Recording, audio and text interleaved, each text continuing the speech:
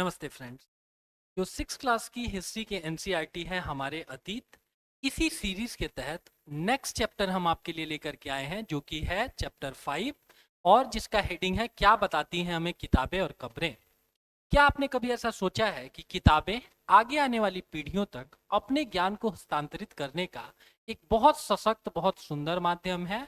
और इसी क्रम में इस चैप्टर में हम लोग जान रहे होंगे कि सर्वप्रथम लिखी हुई या सर्वप्रथम संकलित किताबें कौन सी हैं। तो आइए इस चैप्टर को देखते हैं। कुछ कहानी लिख रखी है कि किसी छोटे बच्चे को अपनी अलमीरा में वैदिक ग्रंथ मिलते हैं और वो बच्ची सोचने लगती है कि आखिर ये वेदास क्या होते हैं। राइट। तो वेदास हमको आपको पता ही है कि जो सनातन संस्कृति है, हिंदू धर्म है, सनातन धर्म है, इससे संबंधित जो सबसे आरंभिक पुस्तक है वो है ऋग्वेद।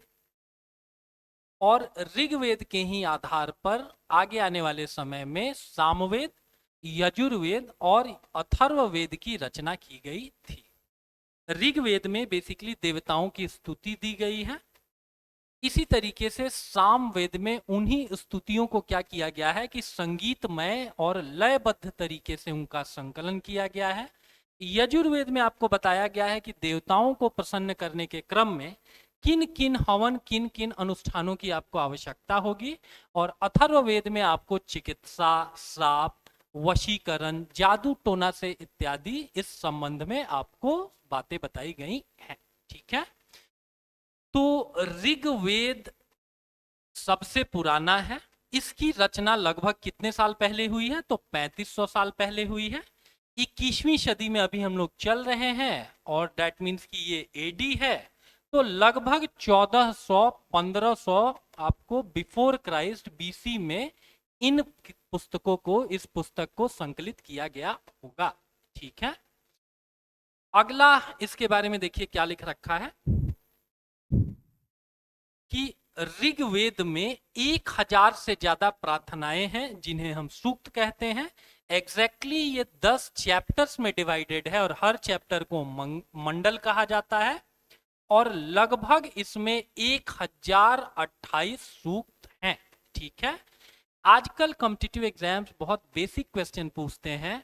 तमाम किताबों में ये फैक्ट आपको मिल जाएगा कि 1028 सूक्त हैं। और लेकिन हो सकता है कि आपको ये ना पता हो कि सूक्त का शाब्दिक अर्थ क्या होता है। तो वही दे रखा है कि सूक्त का मतलब है अच्छी तरीके से बोला गया। ठीक है। बेसिकली जो भी हमारे एंशियंट टेक्स्ट हैं उनको दो भागों में बांटा जाता है। एक को हम बोलते हैं श्रुति और दूसरे को बोलते हैं स्मृति। श्रुति मतलब होता है दूसरों से सुना हुआ, तो उनका संबंध आपको ऋग्वेद से है। देखिए क्या लिख रखा है, सूक्त का मतलब है अच्छे तरीके से बोला गया। कोई आदमी बहुत अच्छे तरीके से अपनी बात को कन्वे करेगा, बहुत अच्छे तरीके से बोलेगा, तभी कोई आदमी बड़े अच्छे तरीके से सुनेगा। और आरंभिक पुस्तकों को कहा गया श्रुति। ठीक है। आगे आने वाले हिंदुओं के जो ग्रंथ थे उनको स्मृति कहा गया। तो स्मृति यानी जिनको आपने दिमाग में बिठा लिया, जैसे कि मनुस्मृति एक इसमें फेमस बुक है। ठीक है।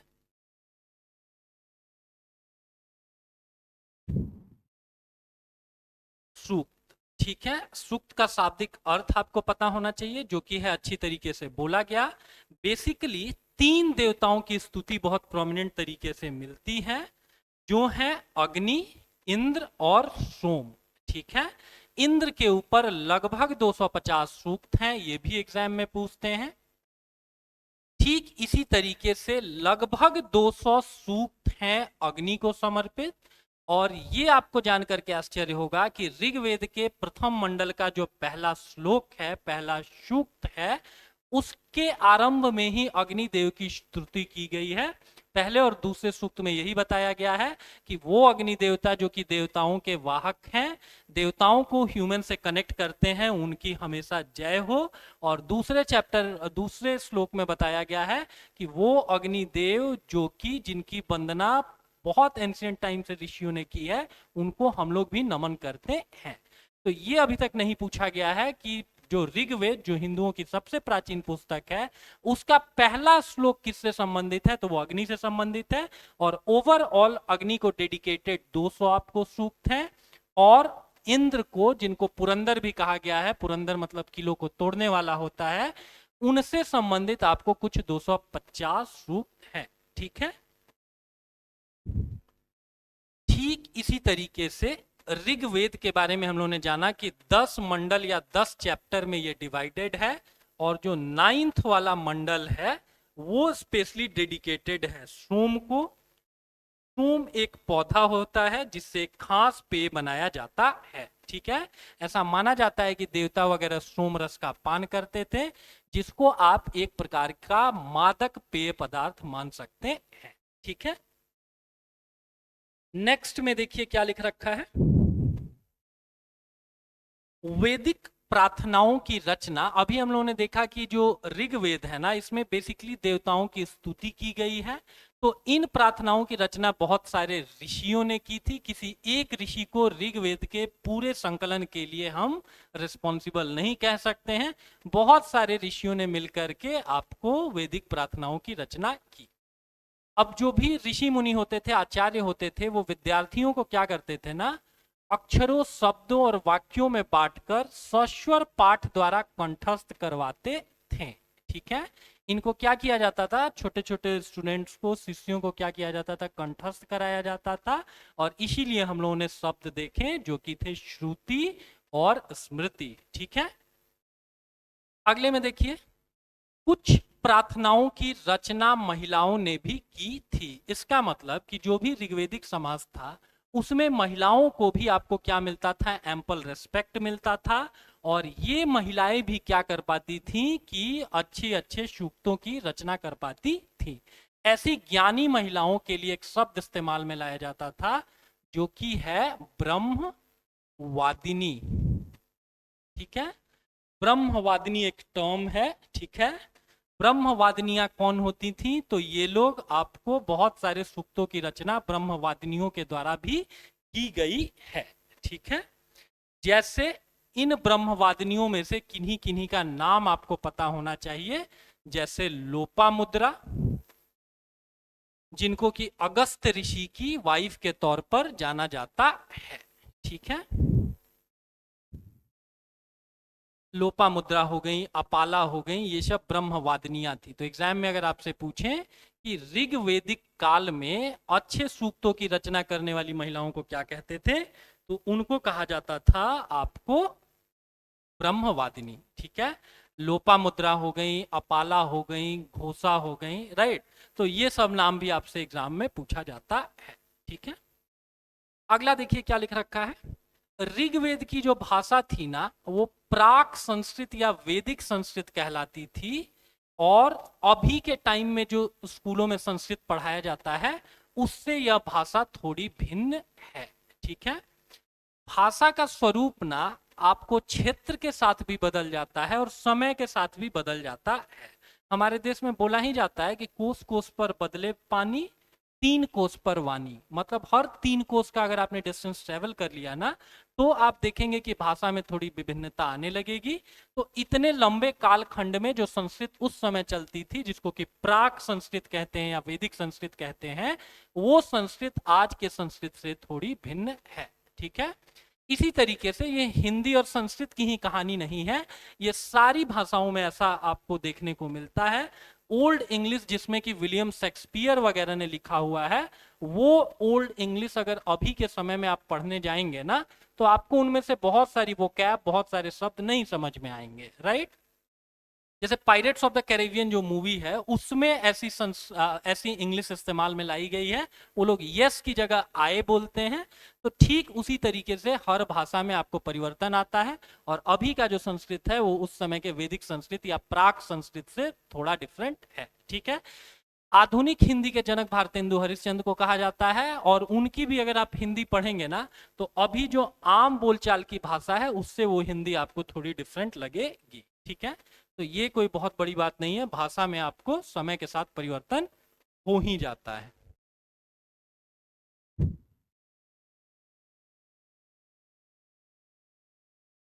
अगले में देखिए क्या लिख रखा है।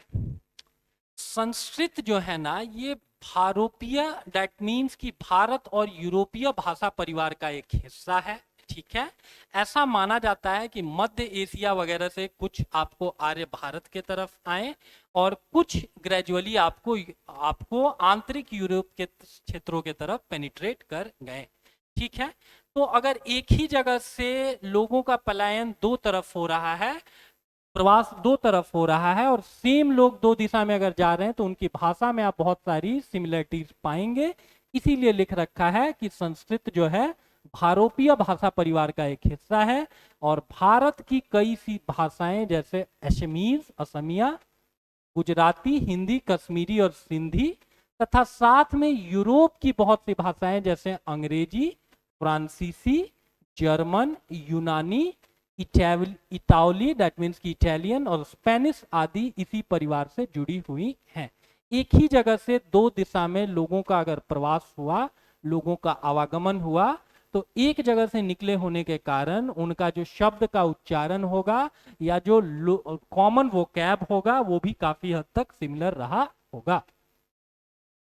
और यही रीजन है ना कि आप हिंदी और इंग्लिश के बहुत सारे शब्दों में समानता पाते हैं। जैसे संस्कृत में मात्र शब्द इस्तेमाल में लाते हैं, हिंदी में माँ, और अंग्रेजी में आपको मदर शब्द बोलते हैं। ठीक है, मौ शब्द से ही इन सब का उच्चारण हो रहा है। ठीक वैसे ही ब्रदर और भात्र भी आपको मिलते जुलते शब्द लग सकते हैं। नेविगेशन और नवगाथा भी आपको मिलते जुलते शब्द लग सकते हैं। ठीक है, तो ये इस लाइन में आपको बताया गया है कि आपको अंग्रेजी और संस्कृत जैसी भाषाएं आपको एक ही भाषा परिवार का हिस्सा है जिसको कि भारोपियन बोलते हैं। हो सकता है एग्जाम में फंसाने के लिए आपको केवल भारतीय दे रखा हो, बट एक्चुअली में इस आपको लैंग्वेज ग्रुप को क्या कहा जाता है, लिंग्विस्टिक ग्रुप को कहा जाता है भारोपीय।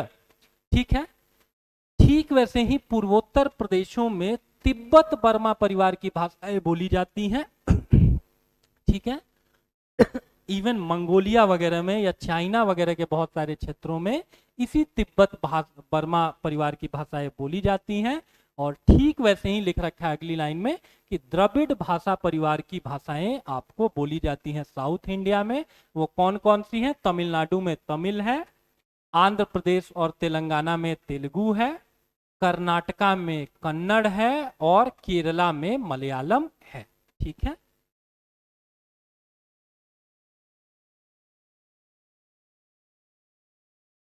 ठीक वैसे ही झारखंड और मध्य भारत के कई हिस्सों में बोली जाने वाली भाषाएं, बेसिकली ये बता रहा है कि मध्य भारत में बोली जाने वाली बहुत सी ट्राइबल भाषाएं जैसे खासी लैंग्वेज हो गई, संथाली लैंग्वेज हो गई, ये आपको ऑस्ट्रो एशियाटिक फैमिली से संबंधित है। ठीक है, और कौन कौन सी भाषाएं हैं जो भी ट्राइबल लोग बोलते हैं? खासी हो गया, संथाली हो गया। ठीक है, ऑस्ट्रो एशियाटिक परिवार इसके लिए एक शब्द इस्तेमाल में लाया जाता है। और अगर कोई किसी मध्य भारत की किसी भी ट्राइब से संबंधित भाषा के बारे में आपको पूछा जा रहा है तो आप आंख मूंद करके ऑस्ट्रो एशियाटिक परिवार को ऑप्ट कर सकते हैं। ठीक है, इसके लिए हिंदी में एक शब्द प्रयोग लाया जाता है, वो आग्नेय भाषाएं कहते हैं। और आग्नेय शब्द जो है वो अग्नि की दिशा को इंगित करता है, और अग्नि की दिशा मानी जाती है साउथ और ईस्ट के मध्य में, राइट। तो इस डायरेक्शन में आप देखेंगे तो आपको कौन से बहुत सारे ट्राइबल्स देख रहे होंगे इंडिया में, and that's the exact reason कि इनकी भाषा के लिए ऑस्ट्रो एशियाटिक शब्द इस्तेमाल में लाया गया है। ठीक है,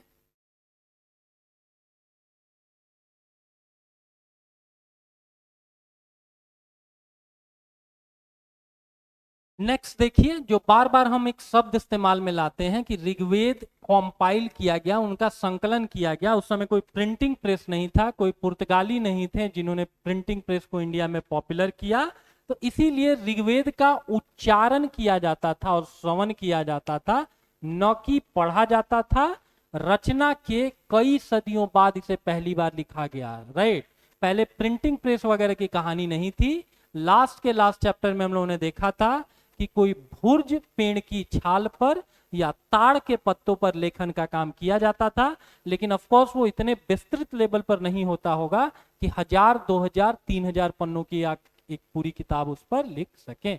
ठीक है, उसके अतिरिक्त एक और इंटरेस्टिंग फैक्ट देखेंगे कि ऋग्वेद के जो कुछ सूक्त है ना, वो वार्तालाप के रूप में है, राइट, कि लोग एक दूसरे से कम्युनिकेट कर रहे हैं और उस कम्युनिकेशन के आधार पर हम लोग बहुत सारी चीजें आपको बता पाते हैं। जैसे ऋग्वेद में एक संवाद है, विश्वामित्र नामक ऋषि हैं। विश्वामित्र ऋषि वही हैं जो भगवान राम से इनकी कहानी क्लोजली एसोसिएटेड है और माना जाता है कि प्राचीन काल के एक बड़े प्रतापी ऋषि रहे होंगे। और ऋग्वेद में इसका जिक्र है कि वो व्यास और सतलुज नदी के साथ क्या कर रहे हैं, कम्युनिकेट कर रहे हैं। उनको देवियों के तौर पर आपको क्या किया गया है, मेंशन किया गया है। इसका मतलब कि ऋग्वेद में कहीं ना कहीं नदियों का भी मानविकीयकरण किया गया है, उनको भी ह्यूमन के तौर पर बतलाया गया है।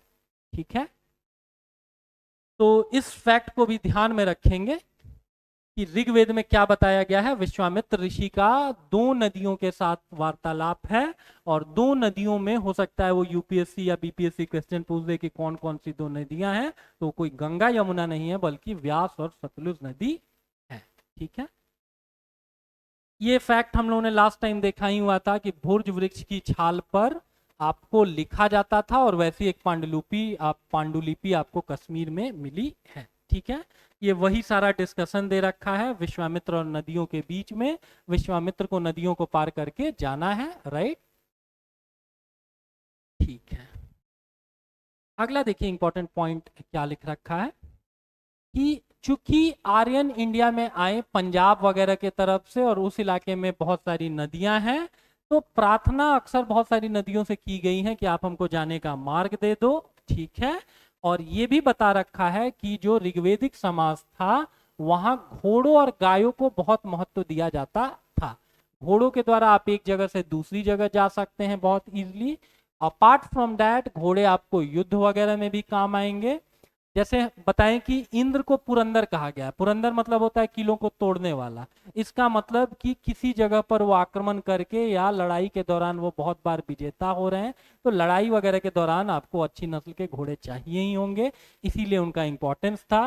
अपार्ट फ्रॉम दैट गाय को बहुत ज्यादा इंपॉर्टेंस दिया जाता था। ठीक है, क्योंकि उस समय तक कृषि उतनी विकसित नहीं रही होगी, आप बहुत सटीकता से आपके पास ऋतुओं का एग्जैक्ट आपका आकलन उतना अच्छा नहीं रहा होगा, लेकिन गाय अगर आपके घर में है तो वो 12 के 12 महीने आपको दूध देगी और आपके जो बच्चे हैं वो वर्स्ट केस में भी पल जाएंगे। ठीक है, तो गायों को इसीलिए बहुत इंपॉर्टेंस दिया गया है। अगला देखिए क्या लिख रखा है कि ऋग्वेद की प्रार्थनाओं में अन्य दूसरी नदियों का भी जिक्र हुआ है, जैसे कि सरस्वती, सिंधु और उसकी सहायक नदियां।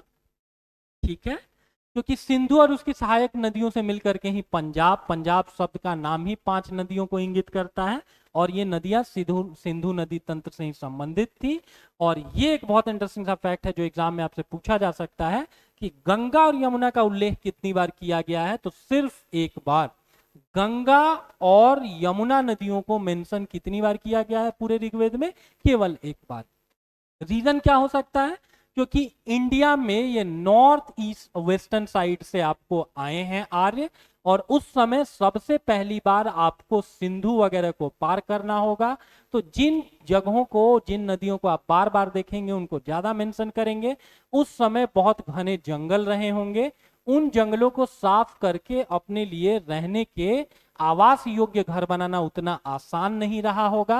And that's the exact reason कि बहुत बड़ी मात्रा में आर्य जो है सो कि गंगा यमुना के मैदानों तक नहीं पहुंचे होंगे, जो इनिशियल आर्य रहे होंगे। और यही कारण है कि गंगा और यमुना का उल्लेख केवल एक बार है, लेकिन सिंधु और उसकी सहायक नदियों का उल्लेख बार बार है। ठीक है,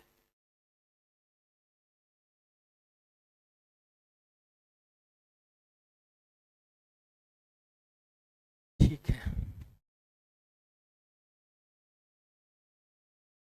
ऋग्वेद में मवेशियों, बच्चों और घोड़ों की प्राप्ति के लिए अनेक प्रार्थनाएं हैं। ठीक है, मवेशी मतलब आपको गाय वाय आपके पास बहुत हो।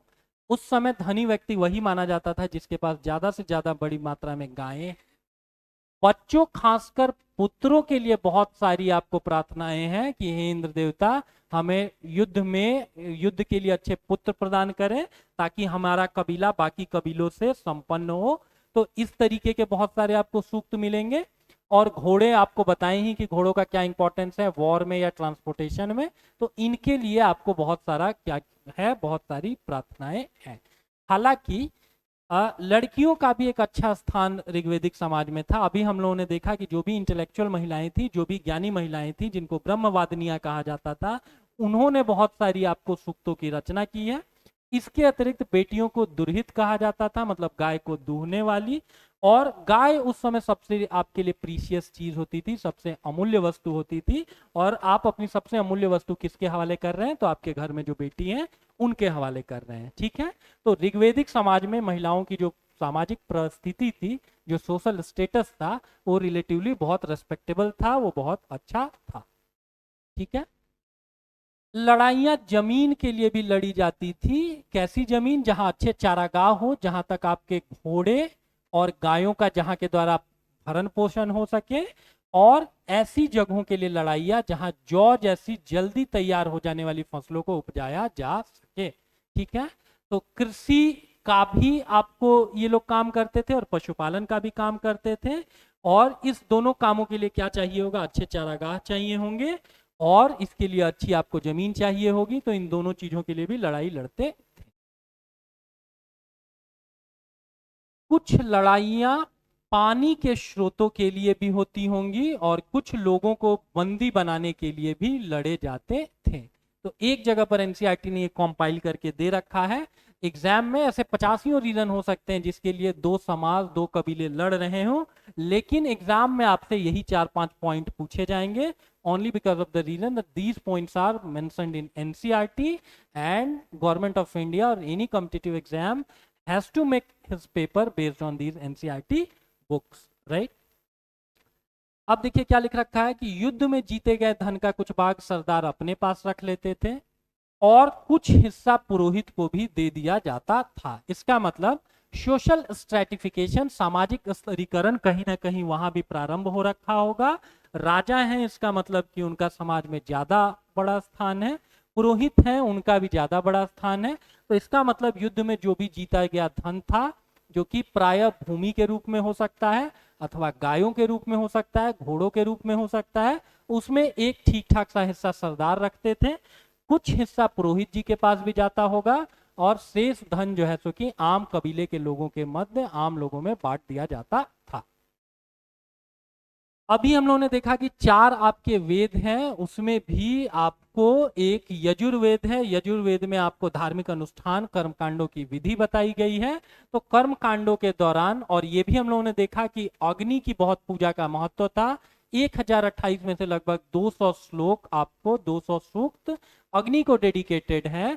और अग्नि को माना जाता है कि हम लोग जो भी चीजें हवन करते हैं या यज्ञ करते हैं उसके द्वारा देवताओं का बल बढ़ता है, लेकिन हमारे द्वारा दी गई, अर्पित की गई वस्तुएं देवताओं तक वास्तव में पहुंचती हैं अग्नि के द्वारा।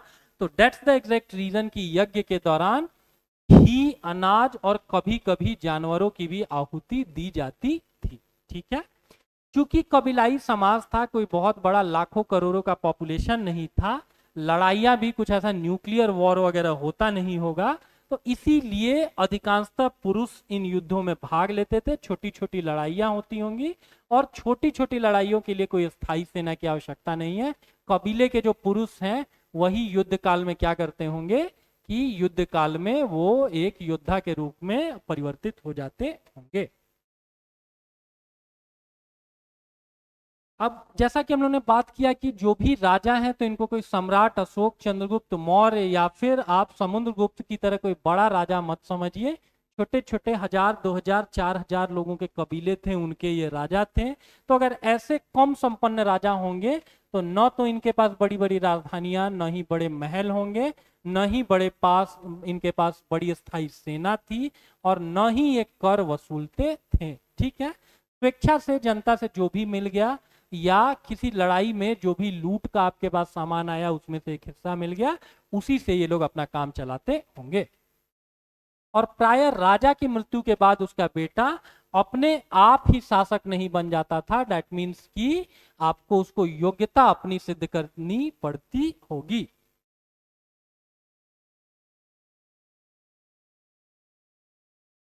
अगला देखिए क्या लिख रखा है। जनता या पूरे समुदाय के लिए दो शब्दों का इस्तेमाल होता था, जिसमें से एक शब्द जन आज भी हिंदी एवं अन्य भाषाओं में प्रयोग में लाया जाता है। जनमत, जनमत संग्रह, ठीक है। ऐसे शब्द आप अभी भी क्या पाएंगे, बहुत प्रोमिनेंट मात्रा में हिंदी भाषा में पाएंगे, ठीक है। तो जनता या पूरे समुदाय के लिए दो शब्द थे, एक जन होता था और दूसरा आपको विश्व होता था, जिससे आगे जाकर के वैश्य शब्द निकला है, ठीक है। जो भी आगे जाकर के उत्तर वैदिक काल में समाज बहुत प्रोमिनेंट तरीके से, बहुत स्ट्रांगली चार वर्गों में विभाजित होता है। उसमें एक राजा होते थे, एक पुरोहित वर्ग होता था, एक वैश्य होता था और एक शूद्र होते थे।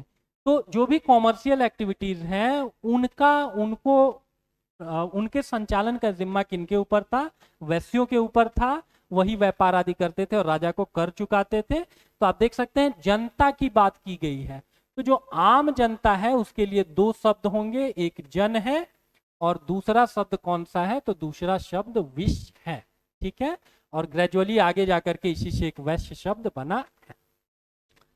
ऋग्वेद में विश्व और जनों के नाम मिलते हैं, मतलब बहुत सारे क्लैंस, बहुत सारे कबीलों के नाम मिलते हैं, इसीलिए उनको हम पुरुजन बोलते हैं, यानी पुरु क्लैन, पुरु कबीला, या फिर भरतजन, जिनसे आगे जाकर के भरतवंशियों से ही भारत शब्द बना है। और यदुवंशी, आपको पता ही होगा कि भगवान कृष्ण यदुवंशी थे, ठीक है। और राजा पुरु से आपको पुरुजनों की कहानी है, ठीक है। तो एग्जामिनेशन पॉइंट ऑफ व्यू से जनता शब्द के लिए आपको दो शब्द, एक जन और एक विश्व, ठीक है। अगला देखिए, खुद को जिन लोगों ने इन प्रार्थनाओं की रचना की वे कभी कभी खुद को आर्य कहते थे और अपने विरोधियों को दास या दस्यु कहते थे। चूंकि वहां से आर्यंस जब भी इंडिया में आए होंगे तो वो एक छोटे छोटे झुंडों में आए, और इसी क्रम में क्या हुआ होगा कि यहाँ के पहले से रह रहे हैं कुछ लोगों के साथ उनका आपको वैर हुआ होगा, और इन्हीं वैर के दौरान अपने विरोधियों को इन्होंने क्या कहा है, दास या दस्यु कहा है, ठीक है।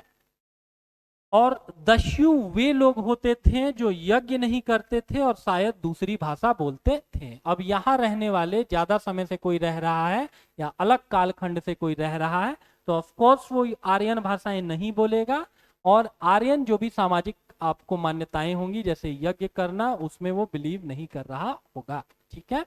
तो बाद के समय में ये जो दास शब्द का मतलब गुलाम हो गया। हाउएवर इनिशियली इसका मतलब होता था विरोधी।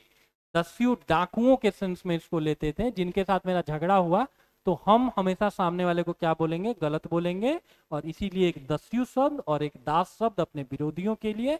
However later on this word was converted to, इसका जो लिटरल मीनिंग है उससे ये अलग चला गया और इसका एक नया मतलब निकलता चला गया, दैट इज गुलाम।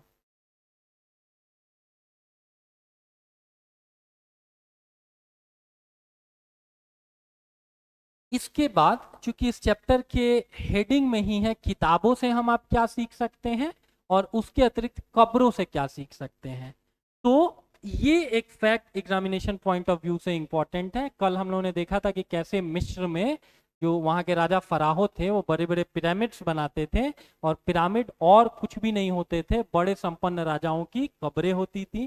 ठीक ऐसे ही कब्रें आपको इंडिया में भी बननी शुरू हो गई थी, जिनको हम महापाषाण कब्रें कहते हैं। कालखंड इनका कब प्रारंभ हुआ, तो लगभग 3000 साल पहले।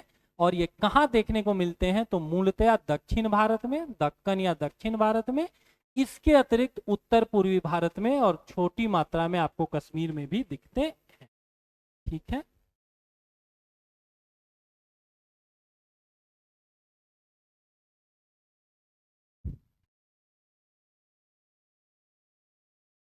इसके अतिरिक्त लोगों की सामाजिक असमानताओं के बारे में पता करना। अब मिस्र के किसी पिरामिड में अगर आप खुदाई करने जाएंगे या उसको एक्सप्लोर करेंगे, उसके अंदर प्रविष्ट करेंगे, तो आप पाएंगे कि बहुत सारी ल्यूक्रेटिव आकर्षक वस्तुएं राजा जी के साथ आपको क्या कर दी जाती थी, दफन कर दी जाती थी। ठीक वैसे ही अगर आपको एक कोई छोटी कब्र मिल रही है जो उतनी ल्यूक्रेटिव, उतनी आकर्षक नहीं है, उतनी भव्य नहीं है, उतनी विशाल नहीं है, जिसके अंदर वैभव की उतनी वस्तुएं नहीं रखी गई हैं, तो आप इससे ये कंक्लूड कर सकते हैं कि वो किसी छोटे मोटे एक आम आदमी की कब्र रही होगी। तो ठीक वहीं पर लिख रखा है, ठीक वैसा ही इंडियन कॉन्टेक्स्ट में भी लिख रखा है कि कभी कभी एक कब्र की तुलना में दूसरी कब्र में ज्यादा चीजें मिलती हैं। जैसे ब्रह्मगिरी में आपको क्या देखने को मिलता है, एक व्यक्ति के कब्र में 33 सोने के मनके और शंख मिले हैं, और दूसरे कंकालों के पास आपको कुछ मिट्टी के बर्तन ही पाए गए हैं।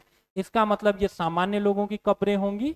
ये तो एक धार्मिक मान्यता है कि कोई भी मर गया तो उस क्षेत्र में क्या कर दिया जाता होगा, उनकी कब्र बना दी जाती होंगी। लेकिन कहीं से अगर सोने की चीजें मिल रही हैं तो दैट मीन्स वो राजा महाराजा की कब्र होगी, और कहीं पर सिर्फ मिट्टी के कुछ बर्तन मिल रहे हैं तो दैट मीन्स वो सामान्य आदमी की कब्र होगी। नेक्स्ट देखिए क्या लिख रखा है, कभी कभी महापाषाणों में एक से अधिक कंकाल भी मिलते हैं, इसका मतलब सामूहिक कब्रें भी पाई जाती थी। इसका यही मतलब है कि शायद एक ही परिवार के लोगों को एक ही स्थान पर अलग अलग समय पर दफनाया गया था। ठीक है, जैसे अभी के समय में कब्रिस्तान वगैरह होते हैं, एक जगह निश्चित कर दी गई है कि इस धर्म या इस समुदाय विशेष से संबंध व्यक्ति की जब भी मृत्यु होगी तो उसको वहीं पर दफन किया जाएगा। ठीक है, ठीक वैसे ही आपको इंडिया में भी देखने को मिला, विशेषकर दक्षिण भारत में, कि बहुत सारी जो कब्रें हैं वो एक ही कब्र के अंदर बहुत सारे लोग दफन हैं।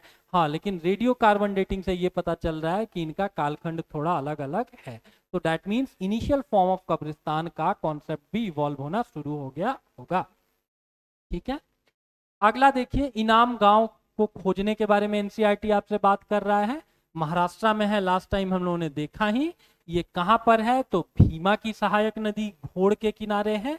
इस पॉइंट को जरूर मार्क करेंगे, ये पूछ भी सकता है कि इनाम गांव कहां पर है, तो भीमा की सहायक नदी घोड़ के किनारे है, और यहां पर लोगों को घर के अंदर ही दफना दिया जाता था।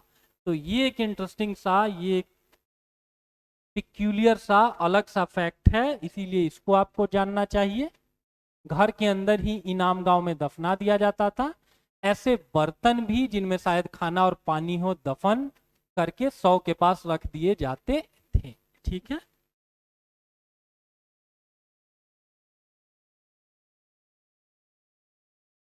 इसके अतिरिक्त आपको यहां पर बता रखा है कि कोई सा भी कंकाल आपको मिलता है ना, तो उसका लिंग पहचानने का एक सबसे बेहतर तरीका ये होता है कि उसकी हड्डियों की जांच। अब चूंकि महिलाएं बच्चों को जन्म देती हैं, इसीलिए उनका कटी प्रदेश या कूल्हा पुरुषों से ज्यादा बड़ा होता है। तो ये बायोलॉजिकल एक इंफॉर्मेशन है जिसको इस्तेमाल में ला करके जो पुरातत्वविद हैं वो इस चीज को फाइंड आउट कर लेते हैं कि जो एक कंकाल आपके सामने दिख रहा है, ये कंकाल एक महिला का रहा होगा या एक पुरुष का रहा होगा। ठीक है, एक छोटी सी कहानी दी गई है कि आज से 2000 साल पहले चरक नाम के एक प्रसिद्ध वैद्य हुए। ठीक है, ये किनके राज दरबार से संबंधित थे, लगभग 2000 साल पुरानी बात की जा रही है। तो दैट मीन्स ये कनिष्क से संबंधित थे। कनिष्क से संबंधित अश्वघोष भी थे और आपको नागार्जुन भी थे। इन्होंने एक बुक लिखी, दैट इज चरक संहिता। पूरी दुनिया भर में आपको चिकित्सा शास्त्र पर लिखी गई सबसे आरंभिक पुस्तकों में से एक पुस्तक ये मानी जाती है। पुस्तक का नाम क्या है, चरक संहिता है। लिखा किन्होंने, चरक ने लिखा है। ये फिर पूछते हैं किनके राज दरबार से संबंधित थे, तो कनिष्क के राज दरबार में से संबंधित थे, और कनिष्क आपको अफगानिस्तान वगैरह तक उनका साम्राज्य फैला हुआ था। ठीक है,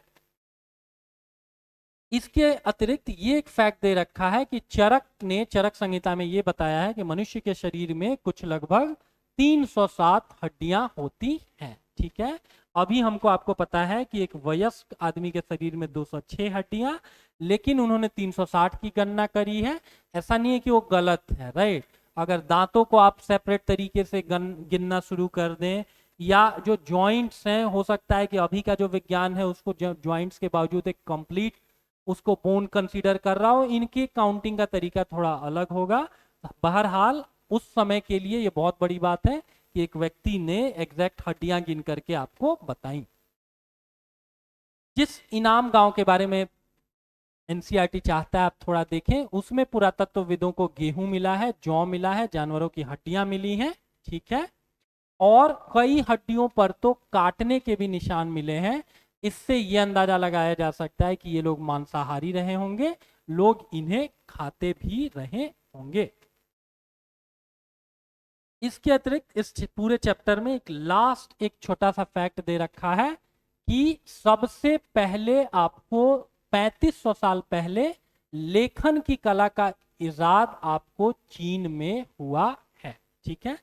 तो इस पूरे एनसीईआरटी में इसके बाद ये चैप्टर खत्म हो जाता है। इतनी ही चीजें दी गई हैं। इसका अगर आपको हाइलाइटेड पीडीएफ चाहिए, ये जो पीछे हम लोगों ने लगा रखा है, तो ये आपको टेलीग्राम लिंक नीचे दिया हुआ है, वहां से डाउनलोड कर लेंगे। एंड अपार्ट फ्रॉम दैट इतना ही आपको पूरा ऋग्वेदिक साहित्य नहीं है, बल्कि ये ये नई एनसीईआरटी में इतनी बातें दी हुई हैं। थोड़ा आप लोग पहले वाली पुरानी एनसीईआरटी को अगर पढ़ लेंगे, प्रीवियस ईयर्स के क्वेश्चन देख लेंगे और एक दो और ठीक ठाक रिसोर्सेज को अगर देख लेंगे, तो फिर आपकी तैयारी संपूर्ण हो जाएगी, ठीक है। बहरहाल बहुत से लोग नई वाली एनसीईआरटी नहीं पढ़े होते हैं, इनमें छोटे छोटे ऐसे ही फैक्ट दिए हुए हैं, जिनमें से बहुत सारे फैक्ट पुरानी वाली एनसीईआरटी से अलग हैं या बिल्कुल नए तरीके से बताए गए हैं। तो इसीलिए आजकल कॉम्पिटिटिव एग्जाम इन सब के ऊपर बहुत ज़्यादा फोकस कर रहे हैं। तो दैट्स द एग्जैक्ट रीजन कि इन सारे फैक्ट्स को भी देखना जरूरी है। कल हम लोग इसका नया चैप्टर आपके लिए लेकर के आ रहे होंगे। धन्यवाद।